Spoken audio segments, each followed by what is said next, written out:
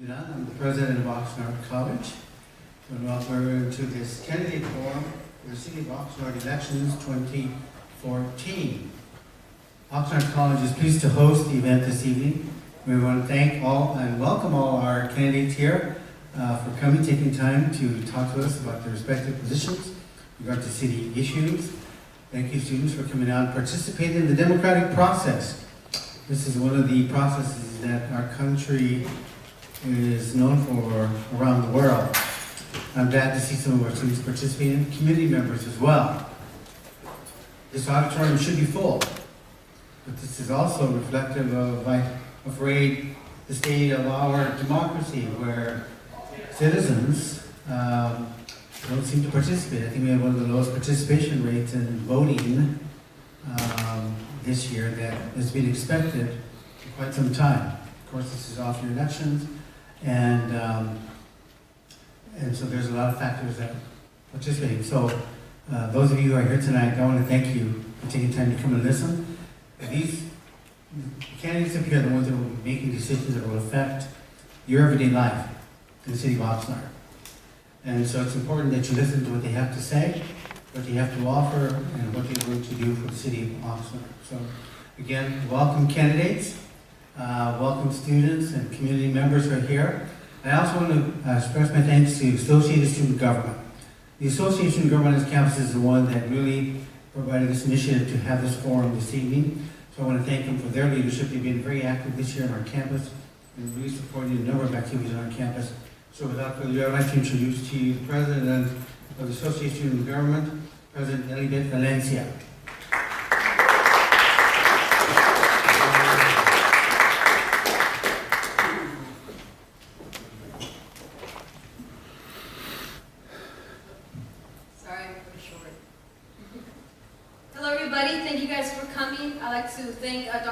For coming here and saying those words.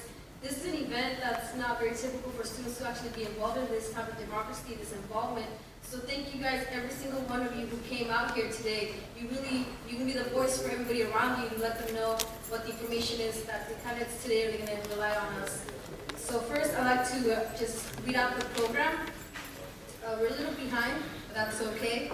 We're on task. There will be the City Council's introduction first. The councils, you will have 1 minute each. Then is general questions, that will be 2 minutes each. Audience Q&A, that's 1 minute each.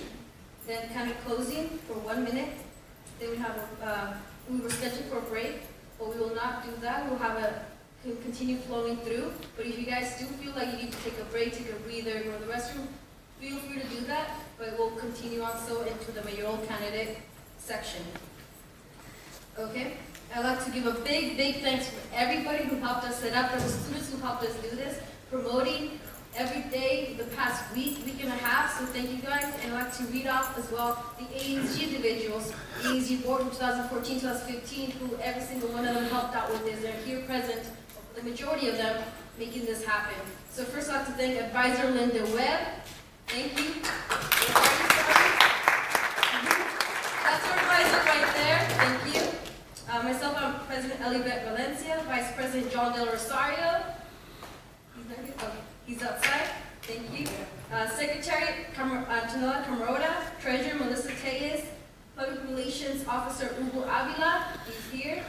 Senate Chair Noe Ortiz, Senator 1, Abel Quintela, Senator 2, Victor Arredondo, Senator 3, Alessandro Neri, Senator 4, Regina Cardona, Senator 5, Giovanni Reyes, Senator 6, Autumn Kelly, Senator 7, Jaden Gaines, and Honorable Josue Josh Reese, who is the chair of this event that we actually managed to pull off in short notice because ASG this semester is really pulling through together. It's a test trial semester out of the year.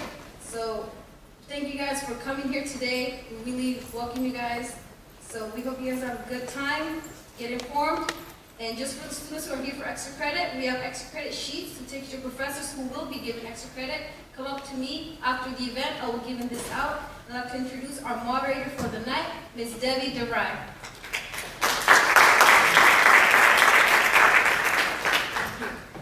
Good evening. We're so happy that you're here. Again, we want to thank you, distinguished visitors of our community and our staff, our administration, and and our great panel of leaders in our community, and we're looking forward to an exciting evening. Before we get started, I just want to take a moment and commend our student government here at Oxnard College. The Associated Student Government recently received a very special award, a youth activism award throughout the county for the leadership they've shown within the last 6 months of being able to connect with our community. The theme here, building bridges with the community, has been shown in so many different ways. In environmental issues, in leadership issues such as this event, and in many different activities here on the campus to inspire and involve more and more students. So we're so pleased that this can be a special event to help involve more and more people in our democratic process. And without further ado, I would like to begin our questioning. What we would like to do first, as we said, is begin with introductions. And we're going to use the process from my immediate left and then move down the line. And as we get to, we're asking you to spend about 1 minute or less just briefly introducing yourself, and then when we come back, you will have about 2 minutes to answer the 3 questions that we will be giving to you in a few seconds. So, Mr. Montegal, if you would like to begin. Hello, my name is Oscar Montegal. I was born and raised here in the city of Oxnard. I went to the local schools here in the district. I graduated from Channel High School right across the street. I attended California Lutheran University, where I received my bachelor's degree in history, and I got a master's degree in public policy and administration. Currently, I am working at Pacifica High School as a geography teacher.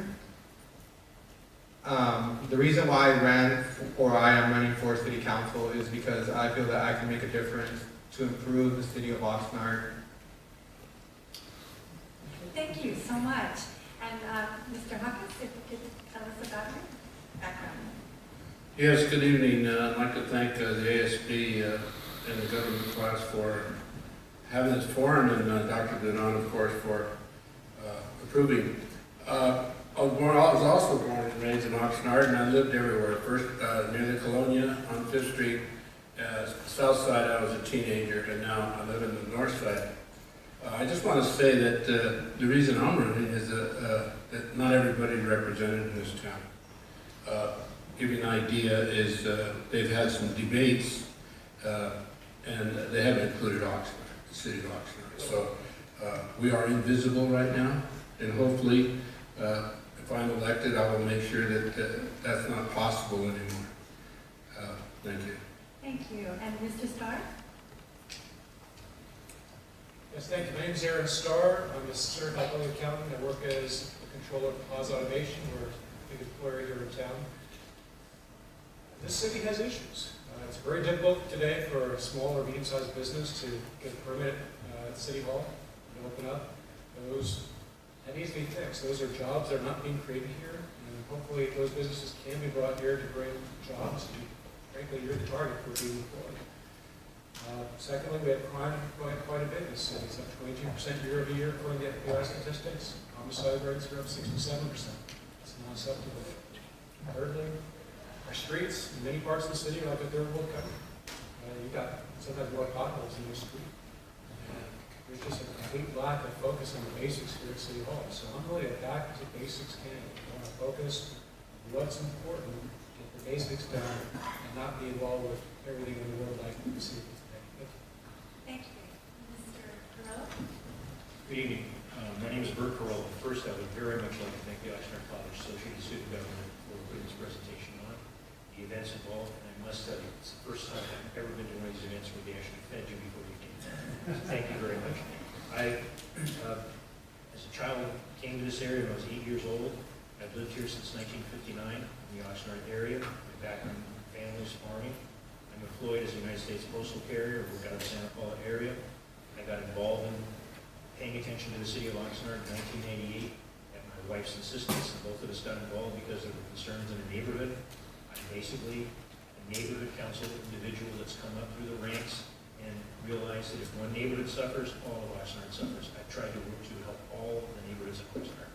I've been elected the chair of all the neighborhoods of Oxnard in 2009. I was fortunate enough to be elected on the Oxnard City Council in a special election in June of 13, and I believe that everyone in the city of Oxnard should have an equal place at the table. If you're not at the table, you're on the menu. What that means is what you do not participate in, you lose. And I would appreciate your support. Looking forward to this event. And again, thank you very much for putting this facility forward, not this event on. Thank you. Ms. Lindeman? Yes.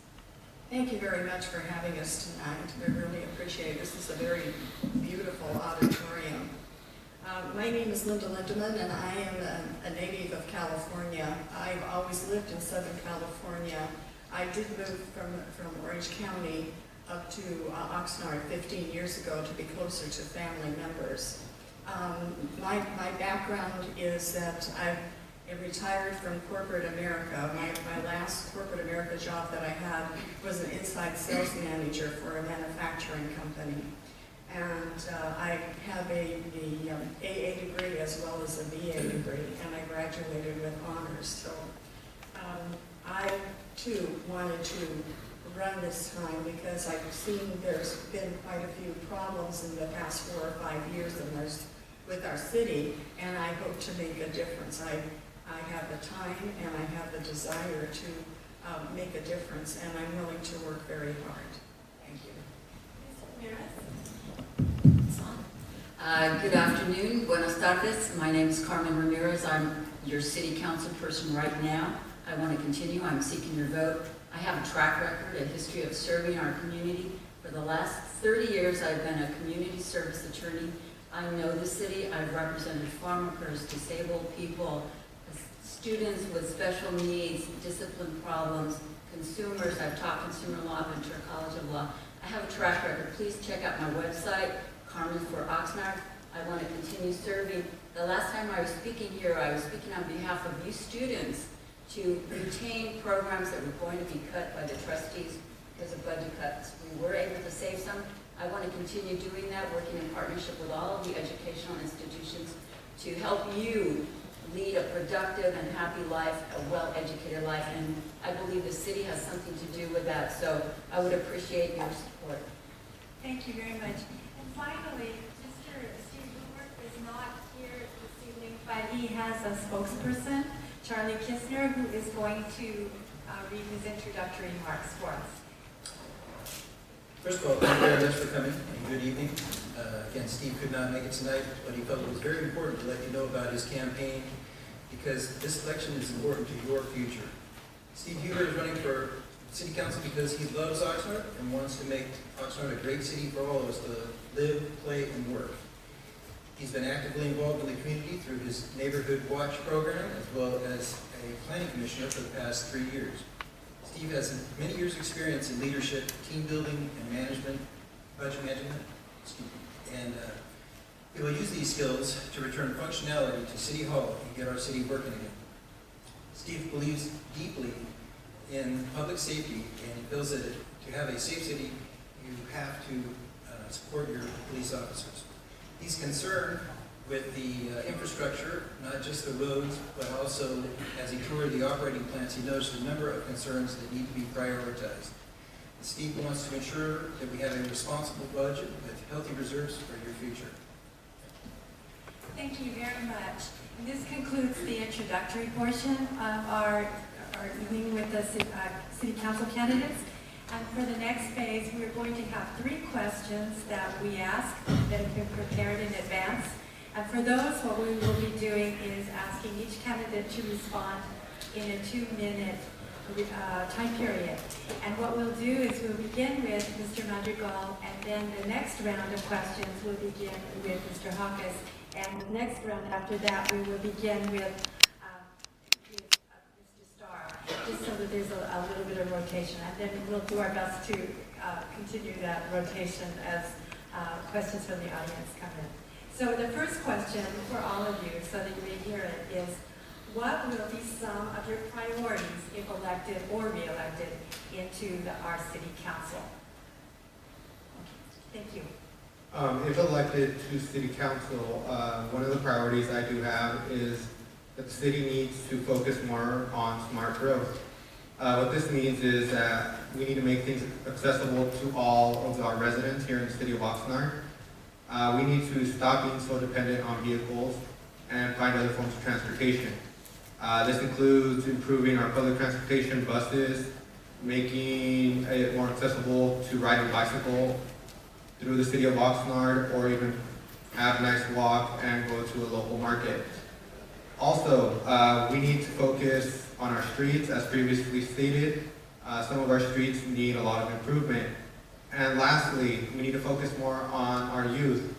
If we focus more on our youth and put more money into our youth, this will in turn, long-term, improve the safety of the city, and it will lower the crime rate of the city of Oxnard. Thank you. Mr. Hawkins? Yes, I started out with, when I first started the campaign, with the streets and getting the streets paved and so forth, but I kind of rolled over to the water area. This city here has spent $160 million of our dollars and has not, and the idea of that is a treatment plant out here was supposed to clean the water, and the wastewater run out and clean it up and put it back in the system so we can use it. They haven't cleaned a gallon of water. And so that kind of led me to the idea of money. They seem to be taking our money and they don't tell us about it, and they don't do what they say they were going to do with it. Other things are involved there too, but the whole idea, my number one priority now is let's talk about the resources. That's the money that we take from everybody and give the resources and services for you. Water being one thing.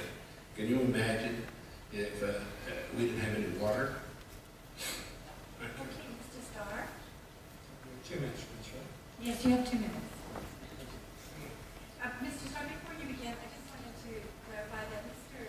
Francisco Ferrara is in the center row with the white shirt, and he is holding up some cards with time for all of you to notice. When he holds up the green card, it indicates that you have 30 seconds left. When he holds up the pink card, it indicates you have 10 seconds left. Thank you. It's really difficult for small and medium-sized businesses to move into this town. You just can't get a permit down at City Hall. People are delayed for months to the point where they want to go somewhere else, not here. And it's a problem. Basically, most of you out here at some point in the future, you're going to be employed by a small business, or you're going to start a small business. Hopefully you start a small business, because I think you get some of the most success in your life by doing that. I think that other priorities are public safety. We clearly have issues with our police department today. And our streets are in really bad need of repair. And all these problems are symptoms of an underlying problem at City Hall. The underlying problem at City Hall is that we try to do too many things. Think about your life. You're probably pretty good at something, but you're not good at everything. You might be a great writer, but you'd be not a really good engineer, let's say. Or you might be a good accountant, but you wouldn't be good at sports. We're all good at something, but we're not good at everything. It's the same thing with businesses. Our business, the business I work for, we make large industrial machines. We couldn't run a chain of restaurants to save our life. It's not our forte. Cities are no different. Cities need to focus on what they're best at. And in our case, what our city is best at, or rather what it ought to be best at, is policing and maintain the roads and infrastructure. And when we get back to those basics, I think we're going to find that we're going to have much better service. And all the other services that we have to ask ourselves a basic question. Number one, is it our responsibility? And number two, if it is our responsibility, who's the best person to actually do this job? Sometimes it's not inside a long city. Sometimes you have to go outside. So I'm about getting more services at less cost by finding the best people who can do the job. Thank you. Thank you. Mr. Corello? When I was elected to this council in June 13, concerns that I brought to the table were the concerns of financing, as the previous candidate has mentioned. You can promise everybody anything under the sun. If you don't have the money to do it, you are basically lying to them. I wanted to know where the city stood financially. 2 years ago, we were told by the auditor who was losing his contract that the city had a problem of $432 million. I was told by the city, when I asked the public comment, no, that was a mistake, it was only $311 million. The new auditor came on board, and our staff had not told them. My concerns in the city from the very beginning, the financing and the administration, the top executive staff of the city, playing straight with the public. You can't promise your kids every gift at Christmas when you can't afford it right now. You've got to be level with the people. You've got to be level with the people. Can you afford the police? Can you afford the streets? Can you afford to promise people you're building parks? Can you afford to tell people that you're going to fix the streets? When you have to leverage the library, as we did Tuesday night, in public works. The city is $500 million in debt. How much further can we go? I'm basically a liberal person, but when you're fooling with somebody else's money, you cannot lie. You have to tell the truth.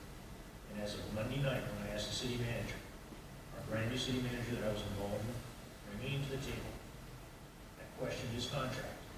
But when I asked, when will we get a straight answer, I told him February. The individual came on board from June to now. I would assume he should be able to give us an answer where we stand financially. I'll have to wait till February, until after the election. But I hope all of you, no matter whatever the turnout of the election, you pay attention to that. You show up and you ask questions. Because if I tell you I can fix the street in front of your house, fix the sidewalks that are screwed up in front of your house, and I don't have the money, I'm basically lying to you. Right now, that's the position as a councilman I've been put in. Thank you. Ms. Lindeman? Yes. Well, as a city, we've been working more or less as a reactive to these different situations, and we need to be more proactive. So I believe that we need a 5-year plan, and we need to look at the different programs that are in place right now and what needs to be eliminated, or maybe money needs to go to different areas than what it's going to now. Budget, of course, is a very top priority. Also, the water program is at the top of the list. We're all kind of, we're in a 100-year drought, and we need water, and so we need to look at the different resources for that. But we need to work together. I'm hoping that with the new city manager that we have, that we're going to get back on track. And I encourage all of you to come to the city hall meetings, or at least view them on the television or on the computer. So anyway, thank you. Thank you. Ms. Ramirez? Thank you.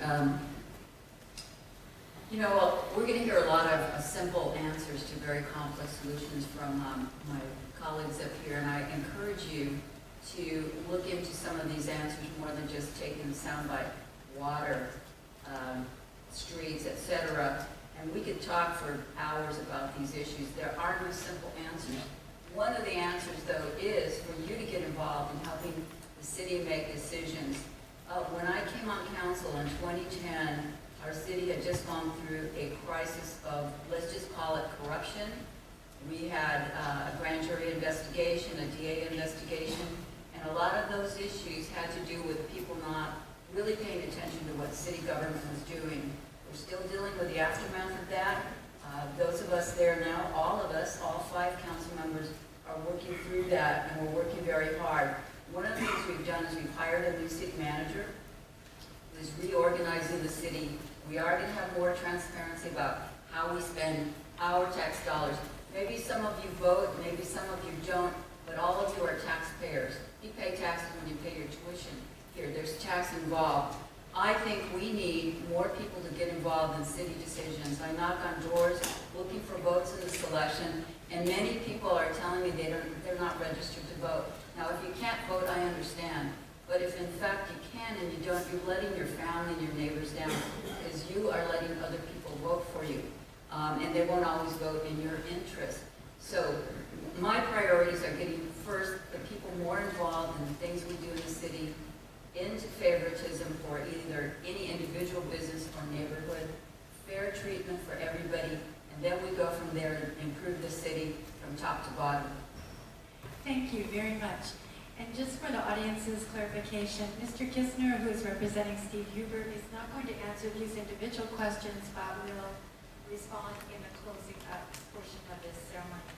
In addition, I'd like to announce that Mr. Ruiz, Joshua Ruiz, who is standing over there on the side, is distributing index cards for you in the audience to be able to write questions. And after we finish having the candidates respond to the next 2 questions, there will be ample time for you in the audience to be able to ask individual questions of the candidates. So please feel free to write your questions while we are answering this next round, and we will be forwarding those questions at the conclusion of these next 2 questions.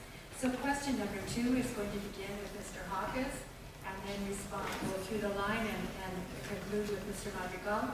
But the first, your question is going to be, what is your perspective on growing local business? Growing local business means, in effect, that we're going to make, as a city, we'll make some sales tax out of it, which helps pays the bills, of the city. And the city's bills are paid by generally 2 areas, sales tax and property tax. So what I'd like to do is change the attitude of the present council, which they're not too hot on business, but local business, yes, sometimes. The idea of us needing more money at this point has been talked about already, and we need to get this city known. We need to get this city have a group, and there is a department in the city of Oxnard that should be selling the city of Oxnard. We have everything. We have the weather, we have a city that's by the beach, we have a port, we have an airport, we have naval bases, and we can't get any business to come in here. Obviously, our regulations that we have at the City Hall need to be worked on, but I would certainly start with getting the world, shall we say, aware of this city. This city can be the best city on the coast, but we're far from it right now. Thank you. Mr. Starr? Of all the candidates here, I'm probably the only one who's spent his entire life in the private sector. So I do understand business, I understand small business. Our biggest problem at City Hall is that we're the problem. We're the ones that actually keep small businesses from coming. And we have rules that make no sense. Let me give you an example. There's a restaurant in the corner of Oxnard 6th Street called El Dorado's. I'm sure some of you have been there. Small restaurant, has about, maybe you can see about 50 people. I was talking with the owner there. He's got this little dance floor, maybe 10 foot by 10 foot, but you can't dance there. Why? Because the city requires a $4,000 dancing fee. $4,000 to dance. That's nuts. The restaurants in downtown, a lot of them like to be open later at night. They need special permission to do so. That's crazy. That's why a lot of you go to downtown Ventura. It's more fun at night there. You got more restaurants out there. There's things to do. In Oxnard, we close up shop early. We hurt ourselves. You open up a little shopping center, and the state of California requires that we have public works of art. Leaving aside the First Amendment issues that I have with that, I don't think we should tell people what art, that they should express themselves with art, but leaving that aside, the city also wants to review your art, and they charge you a hefty fee for that. And that fee is $1,154.36, I think, for each piece of art. So if you got 10 little whale sculptures in a little shopping center, they're going to charge you about $11,000. So they can look at it and say, yeah, that's art. That's nuts. We are the problem. If we want more businesses to come to town, we need to open up our doors, let them come in. They want to come here. They have all the incentive in the world to make a profit. We just have to get out. Thank you. Mr. Perlow? I appreciate your opportunity for this question. Take it 2 ways. I serve as a representative of the city on the economic development for Oxnard. It's a group composed mostly of business people. And this is an issue that the business people that are on that group, and President of your college is also on that group. And the business people that continually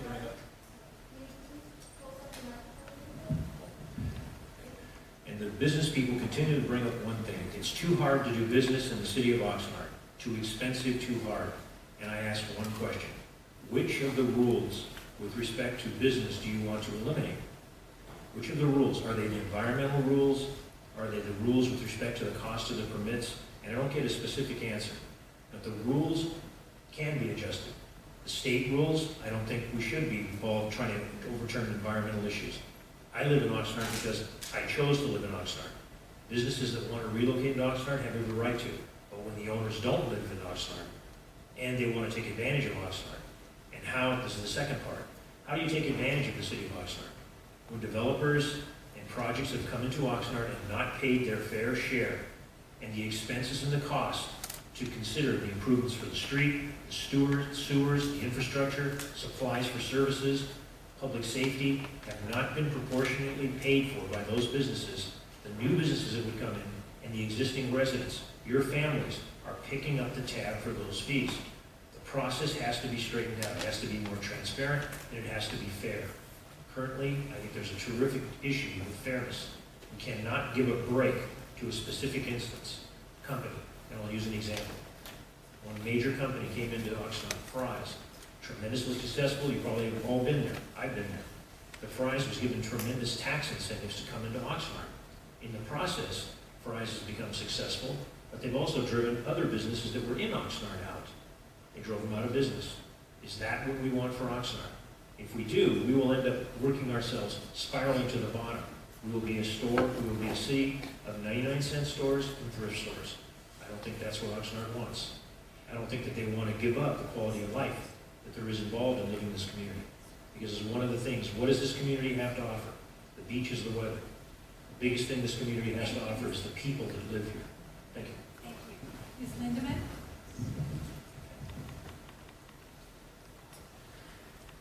I believe that we need to make it easier for business owners to get permits. And some of the regulations that are in place right now, I think they're totally outdated and things need to be reviewed. So I would look at the different things that are in place right now and see how we can change it to be benefit for the entire community. We need to attract businesses. We need small businesses. We need mid-sized businesses and large businesses. We need a mixture of all of that to be successful so we can have a balanced city. We also need to shop in our own cities. You know, instead of going to another city to buy something, we need to have a little bit of loyalty and shop in our own cities.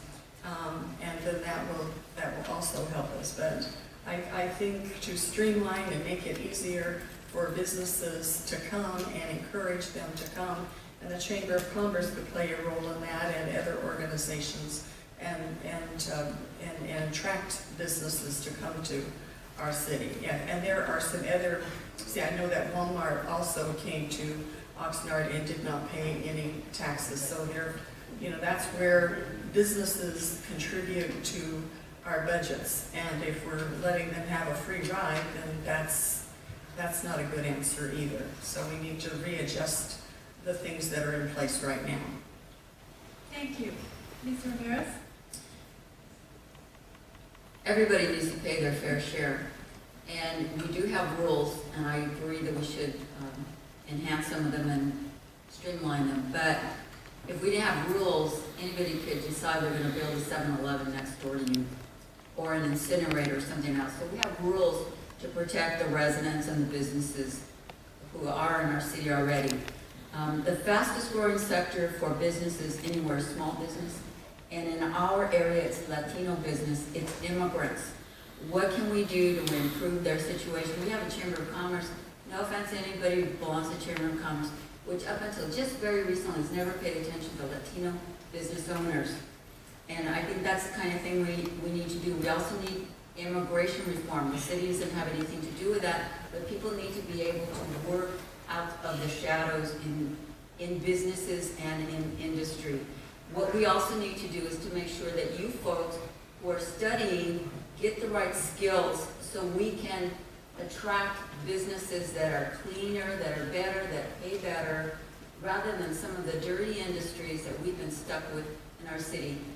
Agriculture is great, it's important, we all need to eat, but we know that people don't get paid very well in those businesses. So we need to figure out how to enhance our economic opportunities through you, first of all, and then help businesses get through the process. Up until very recently, our city, and I voted against this, our city was giving money to a local institution called EDCO to help them get businesses through the city process. That is ridiculous. I voted against it. It's taken a while, but finally they're on the right path, I think. So much more we could say. Please understand there's not going to be any really simple answers that are going to work here. So look into it further. Thank you so much. Mr. Madrigal? I believe that local businesses are vital to the growth of the economy here in the city of Oxnard. Local businesses truly are the backbone of the city because local businesses put that money back into our city as opposed to big business which take a huge profit and then leave the city with little to no money back into the city. However, as the city does need to help local businesses improve, we need to help them out because long term, it's going to help out not only them, but it's going to help us out as a city as a whole. Thank you so much.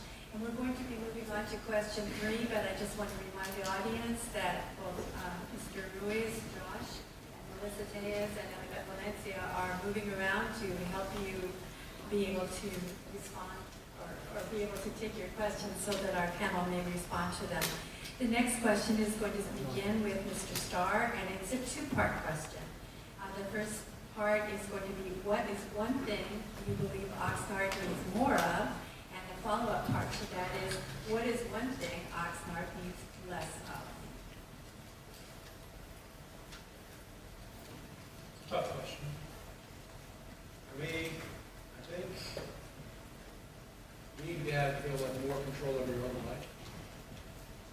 When I think about the city, my government in general, we tend to overrun your life. And I don't think we're really doing it. I don't think you can run your life as well as you can run your own life. So to the extent possible, I want to have less government in your life. I want to be there, have government there only to protect you from others, and others protect them from you. And really have the basics going. I think that what we need is an environment of more freedom, where people can reach their potential. People can open up businesses, people can experiment with their own lives, as long as they're not harming anybody else. What we need a lot less of is we need a lot fewer potholes. I think that we need to focus on the basics, and we fail to do that here in Oxnard. Let's focus on the basics, just have government serve its basic purpose of protecting you from me, and me from you, allow you to blossom, reach your potential, just provide the basic infrastructure that makes it all possible. Thank you. Mr. Perello? One thing that I believe Oxnard needs is any honesty with respect to the finances of the city of Oxnard and with respect to that. If the people feel they're getting an honest answer, they'll trust the city of Oxnard. Right now, when I walk the streets, there's not a lot of trust in the city of Oxnard. The honesty leads to trust and leads to positive movement in the city of Oxnard. The thing that I believe the city needs less of, they need less false promises. The city has promised too much to too many, and they are associated with a movement in a direction that changes direction. And by doing that, continually changing directions, you do 3 things. You lose the money that you've invested, you lose the time that you invested, and you lose the opportunity to make a positive movement. Thank you. Thank you. Ms. Lindemann? We need better organization and better planning. We need to plan out our city. We need to look at it, we're an agriculture community, and we need to preserve that. But then there's businesses that need attention, and we need down at City Hall, we need a plan, and we need to stick to it, and we need everybody kind of working together as one in order to accomplish the different goals. And we need input from the community to see what are your thoughts, what do you want, and your input is very, very valuable. And we need less of, I think we need less taxes. I was not in favor of the Measure O money, but I know that they have used that, and I know that the city and the state, we have been through a recession. Taxes, I want to see a better streamlined budget. Thank you. Ms. Ramirez? I'd like to tone this up so I can stay on point here. Today I was at a hearing for a company that has violated their conditional use permit, injecting oil field waste into our local agricultural land. And that tells me we need, I'm going to start the other way. What do we need more of? We need more respect. I led the ban that all of my colleagues on council supported to stop a fourth power plant from coming to the Oxnard coast. What other city in California and the coast has to put up with not just one or two or three, but 4 power plants? We need the powers that be and the people themselves and the businesses to respect the people of Oxnard with environmental justice, with fair wages and fair treatment. So we need respect. We need also less of disrespect to each other. Do you know our city has 5,000 calls this last year for domestic violence? Now you and I, we can all do something about that. That happens in our homes, our families, our neighborhoods. And all of the other things that were mentioned, yes, those are good points. We need to start at the home and the family. Don't let people bully you. Don't be a bully yourself. And that is the beginning of a healthy community. I would like to see that our city stands up for itself and not allows more things like the Halakha Superfund site that is, we're waiting for the EPA to clean it up, because that company came and left us with 1 million cubic yards of toxic waste. And we're left with a bill. We've got to get help cleaning up. But others, even some people up here, would say, well, businesses have a right to do that. No, they don't. And we need respect, and I insist on it for our city. Thank you. Mr. Madrigal? I feel that Oxnard needs to be more accessible to all of its residents. By this, I mean not necessarily just, you need to be, Oxnard needs to be open, and you need to be able to be heard if you're a resident of the city. This means giving more power to the neighborhood councils. Let residents feel that their voice is important.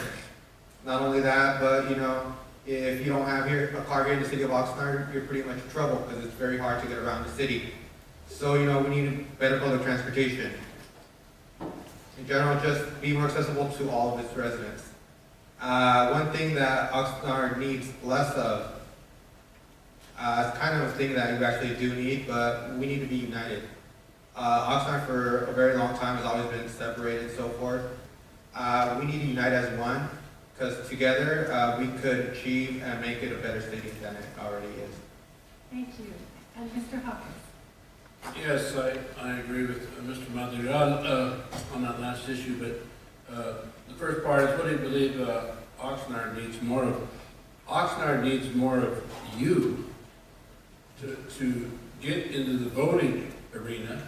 I'm talking Oxnard College, and I'm talking about youngsters coming into high school tonight. Do you know that if you sat here tonight and you're united 2 years from now, you'll be able to elect the city council people and the mayor?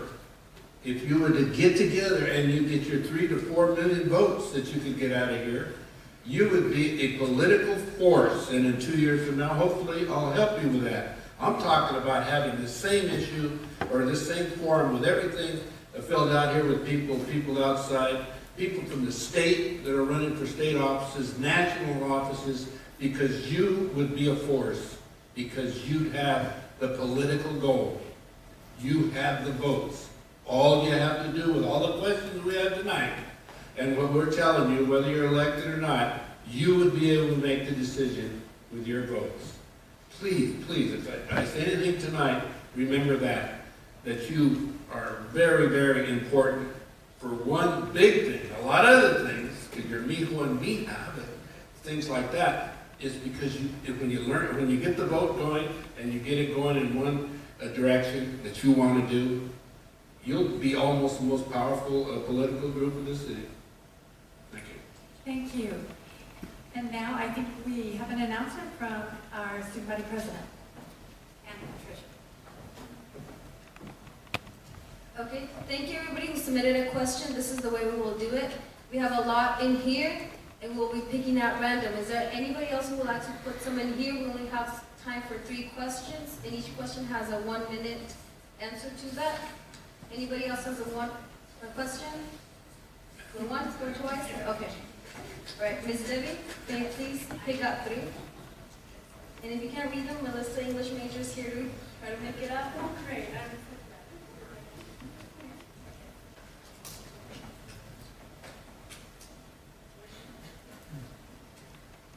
How do you get the city manager to hold employees accountable when they come to present before city council and are not prepared or misleading information?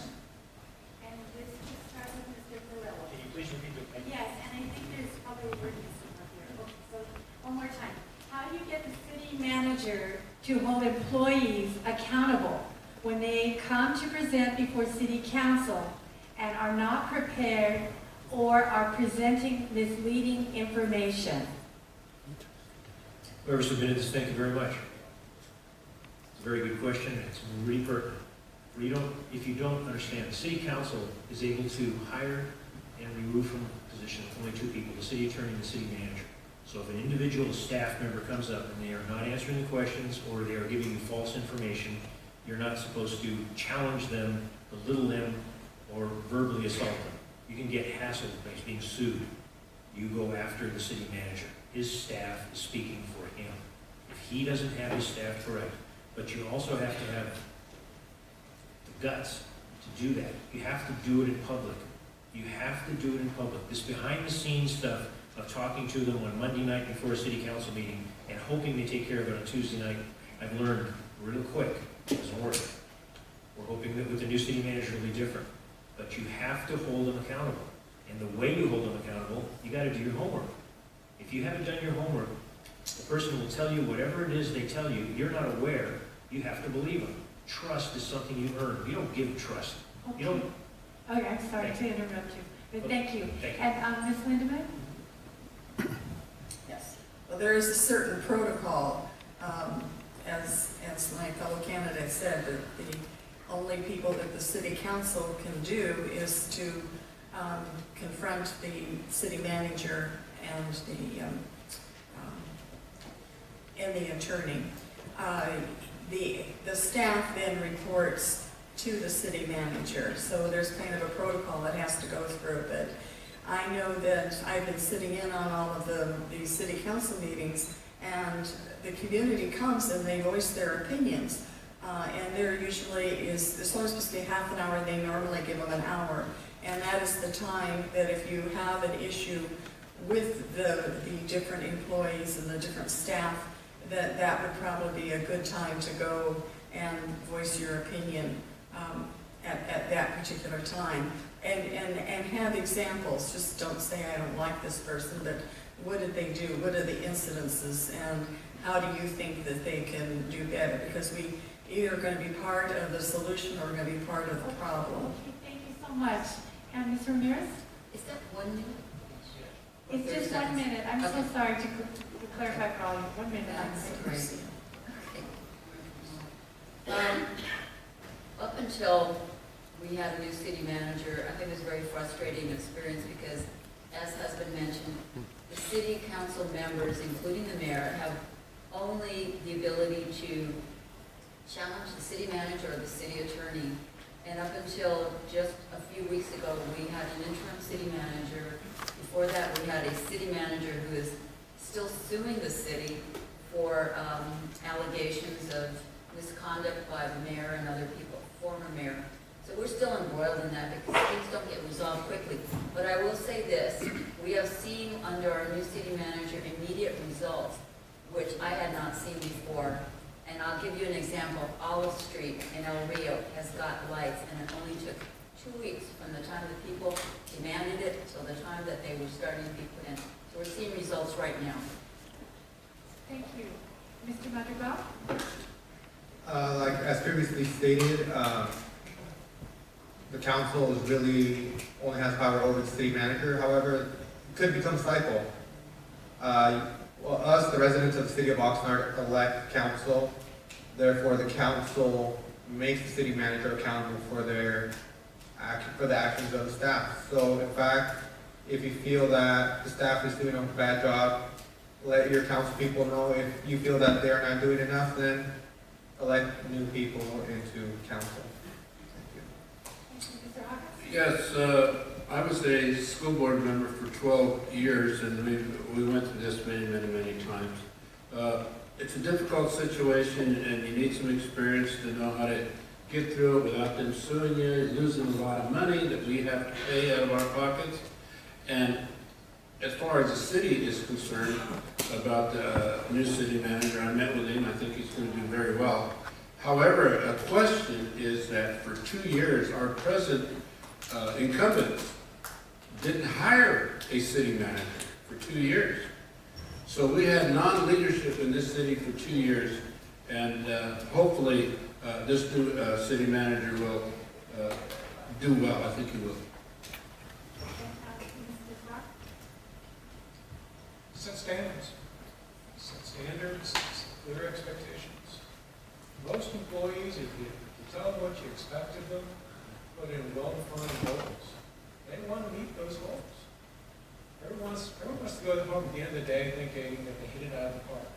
The problem is that we haven't really been giving our city staff very much direction. But we're not giving standards that are customer-oriented.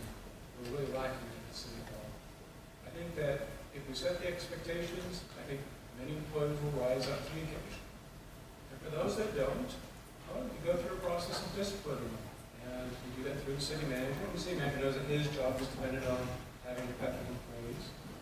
And if they don't meet expectations, you tell them that, hey, maybe it's not a match. Maybe you don't belong here working for City Hall. Maybe you belong working elsewhere. So you just have to terminate people at some point. Thank you. We have another question, and this one's going to start with Ms. Lindemann.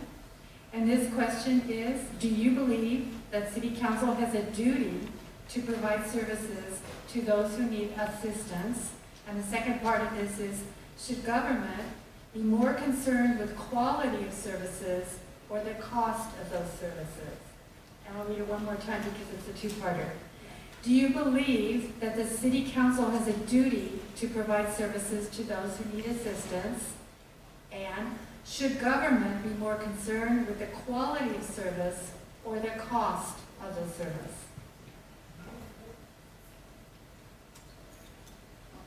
It's 1 minute. Well, the city council is making a step in the right direction. They're co-working with the city of Ventura for the homeless and to provide assistance to some of the people who are homeless. So that is kind of a step in the right direction. I believe in helping people getting training and giving them maybe temporary a hand out, but I also want to give people a hand up.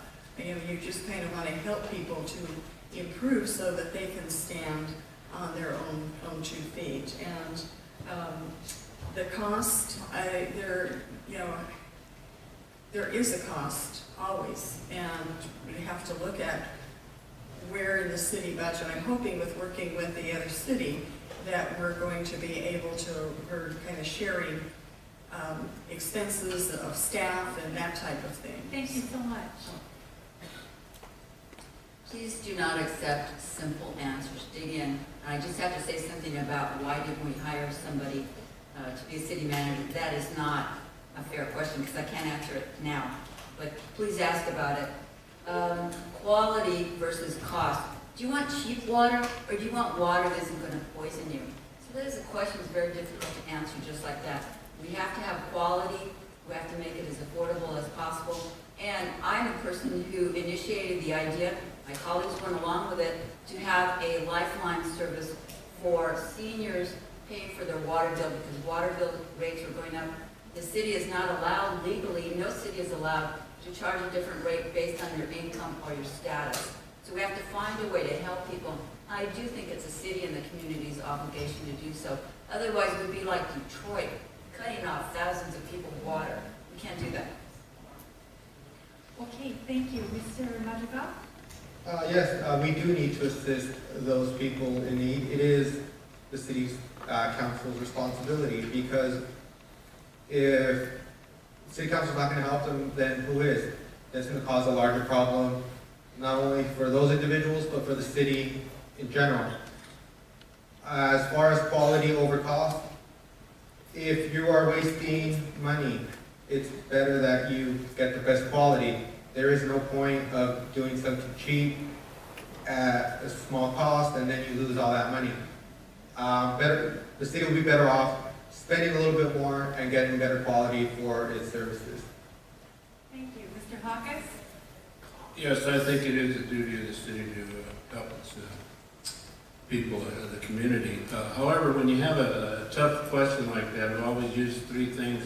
Number one, what's the law say on it?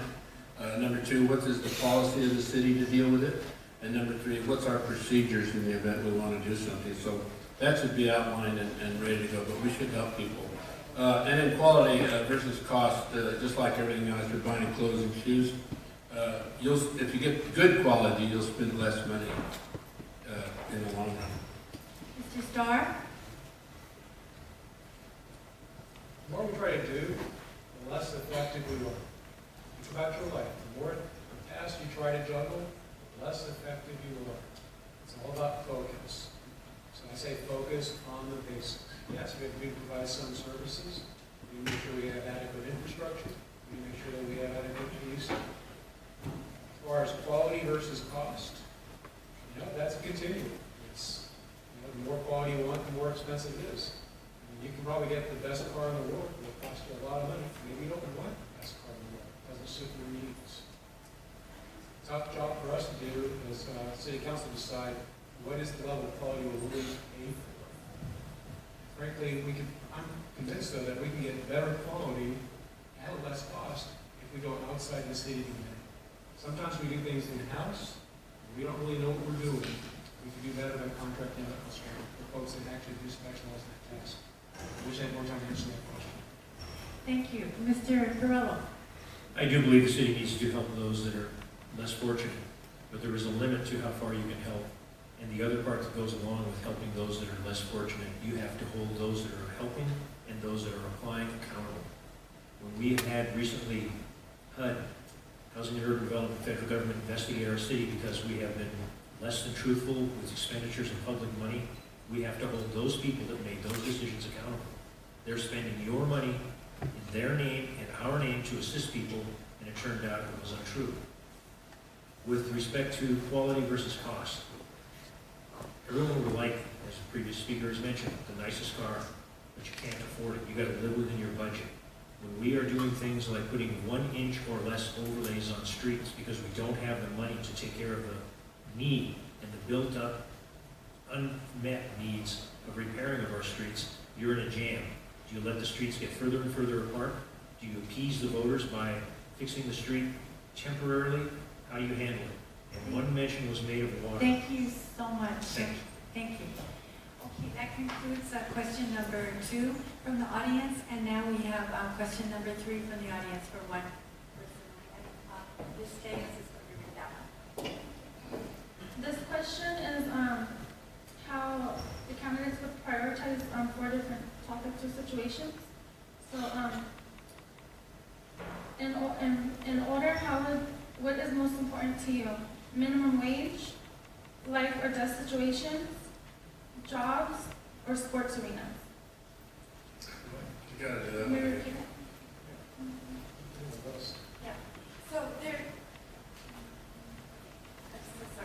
So there, out of these 4, please rank these in the order of what you would think is number 1, 2, 3, or 4.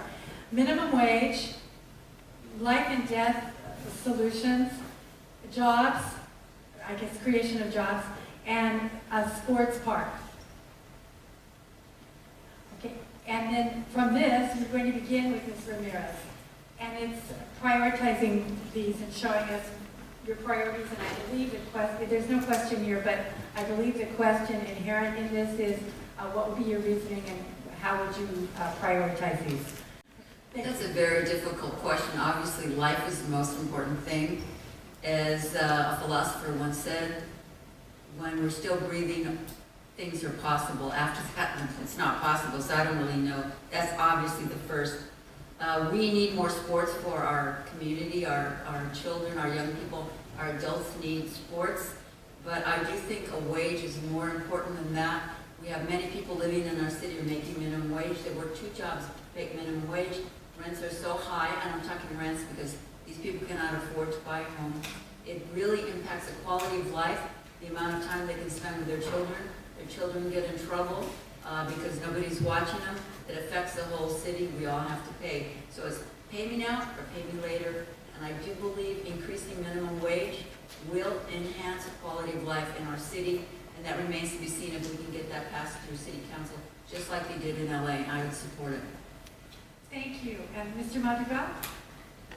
First, highest priority would be life and death situations, because we need to be alive to get any of the other 3. Second of all, we need to focus on jobs. We need to be working, have a job, so forth, so we could provide to our families and to ourselves. Followed by a minimum wage, as previously stated. A lot of people here in the city of Oxnard do make minimum wage, which leads to having multiple jobs, having to work hard, provide for your family, not necessarily there for your children, which causes long-term problems.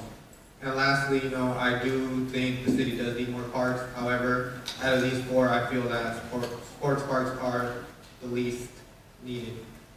Mr. Hawkins? Yes, I'm the same, but if we can't remember that ranking, life and death, of course, but number 2, be jobs. In addition to going to work every day, the self-esteem that's brought about with that, I think is very, very important, where you wake up every day knowing that you're a part of the society. Now, number 3, the minimum wage for me is, of course, but on the other side, as I've talked to businesses, they might have to lay off people because the overall cost is now too much for them. So there's another side to that. And of course, the sports parks, but according to our Measure O money that you pay every time you buy something, 0.5% is supposed to be providing parks. Maybe not sports parks, but parks. Thank you. Mr. Starr? Life and death always comes first. And that's way above everything else. We need more jobs in this community. We need more jobs. When we get that is by getting more employers. The more employers you have, the more jobs. Frankly, that solves your next issue with minimum wage, because you want employers bidding against each other to hire people. If you want to make more money, get them in a bidding war for employees. The problem is there are no employers today. Raising up the minimum wage, I don't think that employs anybody. I think it just makes the people who are least productive wind up being jobless. So I think it's a feel-good thing. I think we like to do minimum wage increases because it makes us feel good. I think it hurts the very people that started to do it. Sports parks, I think that, to me, it all gets back to the basics. I think we just try to do too many things, and I don't think we'll be effective if we had sports parks on. Thank you. Mr. Perillo? And ranking life and death, jobs, minimum wage, and sports parks. Life and death goes, everyone is saying the same thing. The jobs, you need to have a job. You need to have a job so you can keep food in your stomach, roof over your head, provide for you, yourself, yours. The minimum wage, it would be nice if there were people making enough money to avail themselves of things such as a sports park, but to prioritize for the city of Oxnard, the life and death issues, we're talking the police and fire, the wages, the jobs, we're talking what are you going to incentivize to bring good companies in here. And with respect to Measure O has been mentioned, when you have leadership in the city of Oxnard, executive leadership, it's given direction to executive positions and elected officials in the past years where they spent $1 million to remodel 2 snack bars in the city of Oxnard. That gives you an idea how out of whack the leadership of the city has been in past years. Thank you so much. Ms. Lindeman? Well, I agree with my fellow candidates here. Life and death, of course, are the most important. The quality of life and our families are very important. And also, jobs are important. You get paid for the problems that you can solve. So the best thing to do is to continue to stay in school and get that higher degree, then more doors will open for you. And then minimum wage would be third, and then the sports bar would be fourth. Thank you very much. And thank all the candidates and all the individuals in the audience who contributed their questions. Let's give everybody a big applause.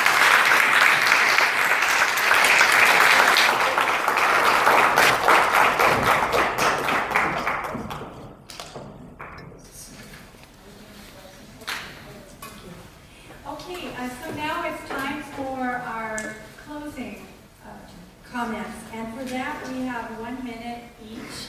And I don't know, Mr. Kistler, if it's appropriate for you right now to begin. I think that's just fine. Is it all right, Kurt? Because we'll continue in that same program that we have. So we're going to begin with 1 minute each, and our great person in the audience, who's our timekeeper, will also be signaling you for that time limit. Okay, please begin. This is for Steve Huber. Thank you to Oxnard College for hosting the forum. Steve has been preparing for this job his entire life. His graduation from the academy led to leadership positions in the military and industry that included the command of a Navy ship and a warfare center here at Fort Wayne. That included 1,800 employees and a $600 million annual budget. He's built teams, made tough choices, balanced budgets, and says he's had fun doing it. Steve brings a fresh perspective and new solutions through the experiences that he's gained. And he will work full-time for the residents and businesses of Oxnard. Steve is a chief listening officer who will take your phone calls and meet with you and listen to your concerns and work out a solution for your problems. And he is also a servant leader who has coached, mentored, and who will work for the residents, businesses, and the city employees to make Oxnard a great city. Steve Huber would appreciate and be honored with your vote. Thank you. Thank you so much. Thank you. Mr. Madrigal. First of all, I want to thank everyone that's here tonight. Special thanks to Oxnard College Associate Student Government for having this event. Another special thanks to my 2 sisters who are here, and to Mr. Rodriguez's 8th Bush classes from Pacifica High. Okay. I am asking for your vote because I feel that I can make a difference here in the city of Oxnard. I feel that I bring a different perspective to the city council, and if voted, I'll know where I came from and who got me here, which is you, the people of the city of Oxnard. Thank you. Thank you. Mr. Hopkins. Yes, I had a closing, but there was a reference tonight to a tough question, and that was related to me about the city manager not being hired for 2 years, and Mr. Ramirez made that comment, and I'd like to just respond to that. I was winning the election in 2012 and so forth, but I lost by 136 votes.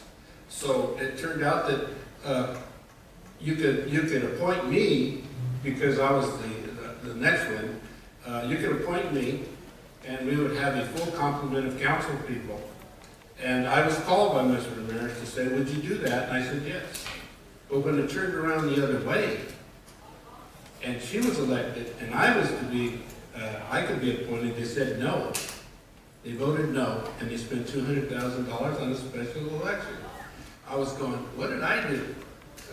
But anyway, I'd just like to get that out, and I appreciate you guys coming out tonight and listening to us.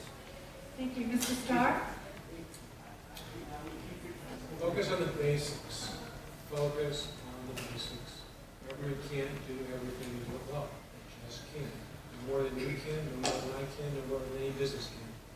Focus on the basics. If you want good services, focus on police protection, focus on the roads and infrastructure. That's where we need to be. I think that I can bring an entrepreneurial spirit to City Hall. There's nobody else on this panel here that really has the depth of private sector experience that I have. I think that there are creative solutions out there. I believe that we should look outside ourselves for solutions, not always inside ourselves at City Hall. I think that we can provide better service for less cost if we look outside ourselves. So focus on the basics. Focus on the basics. Focus on the basics. I'd like your help. I appreciate your vote. If you want to volunteer, please see me. Thank you. Thank you. Mr. Perello? Number one, I'd like to thank the Oxnard College Associated Student Governments for putting this event on. I'd like to thank the voters and the taxpayers for providing the facility. But the student body government is the one that put this thing on. Thank you very much. I hope the young ones that are from the high school, I hope this is not the last time you get involved in these things. You need to get involved. The younger you get involved, the better the position you're going to have, the more you're going to know about what's going on. I was elected in a special election, the election that Mr. Huck has referred to. The issue that I have and that I bring to this council, to this neighborhood, to the council, is a neighborhood experience that I've had. I'm no different than any one of you. I put my pants on just like you do, just like you do. I can appreciate, I'm a working man.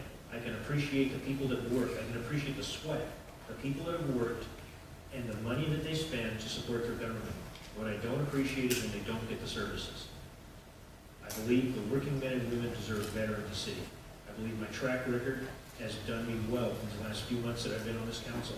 I ask questions. I come from the school of there's no dumb questions. There's a lot of clear answers, but no second question is wrong. I hope that you can support me. I appreciate again. Thank you very much, the student body, for this on. Thank you. Ms. Lindemann?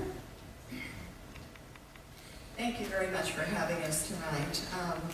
And thank all of you for taking the time out of your busy schedules to come. I really do appreciate that, your interest and support.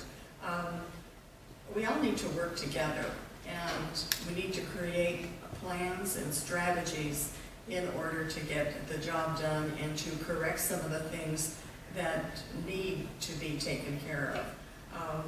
I would ask for your support.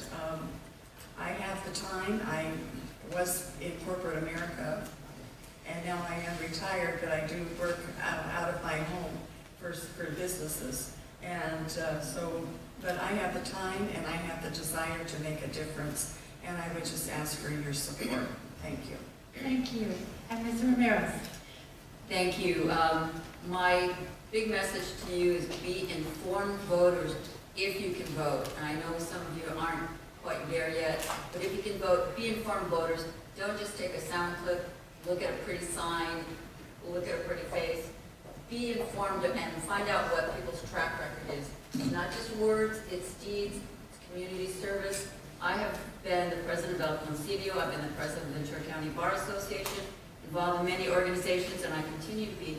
I have tremendous endorsements, including police, fire, realtors, the Sierra Club, a lot of labor organizations, and Ventura County Star. I want to continue serving, making our city better, but it takes you to be involved with us so that we're not just up there making decisions on an arbitrary basis.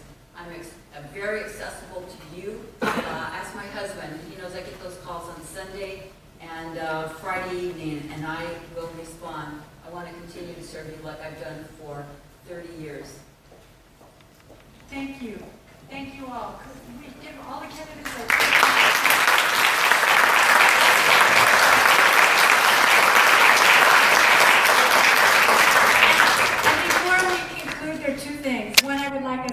To give it also a large round of applause to our wonderful Associated Student Government.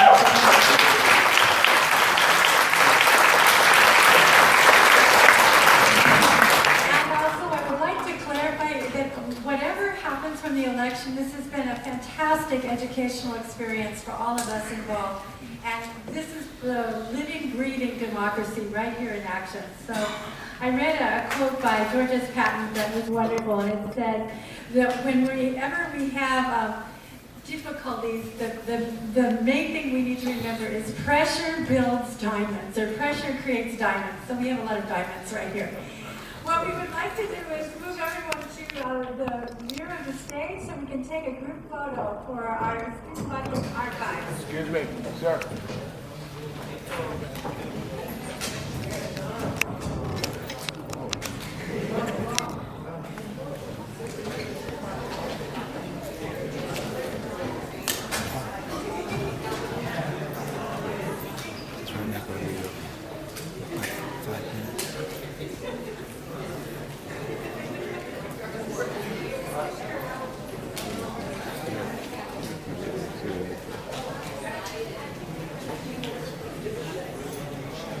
Picture of it.